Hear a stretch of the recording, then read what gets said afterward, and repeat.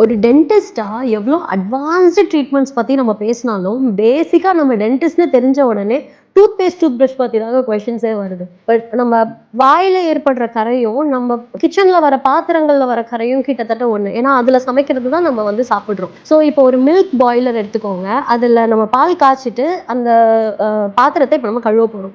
சாஃப்டான ஒரு ஸ்பாஞ்சு வச்சு நம்ம அதை கழுவும் போது எவ்வளோ தூரம் போகும்னு சொல்லுங்கள். நம்ம எவ்வளோ சாஃப்டாக பண்ணிட்டு இருந்தாலும் அந்த கரை போகவே போகாது.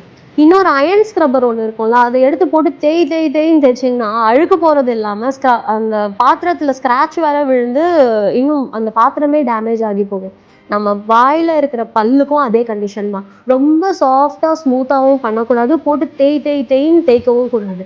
எனாமலை ரொம்ப டியூவல் ஸ்க்ரப்பர் மாதிரி you have to handle it.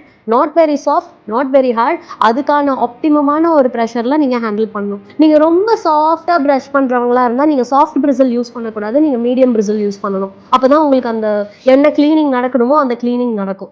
Okay, இப்போ நீங்கள் ரொம்ப விகரஸாக ப்ரஷ் பண்ணுறவங்க, உங்களால் உங்கள் கை கண்ட்ரோலே பண்ண முடியல அப்படின்னா சாஃப்ட் பிரிசில் யூஸ் பண்ணணும். இதில் நான் சாஃப்ட் ப்ரஷரா ஹார்ட் ப்ரஷரா அப்படின்ற டவுட் உங்களுக்கு வந்துச்சுன்னா அடுத்த வீடியோ பாருங்கள்.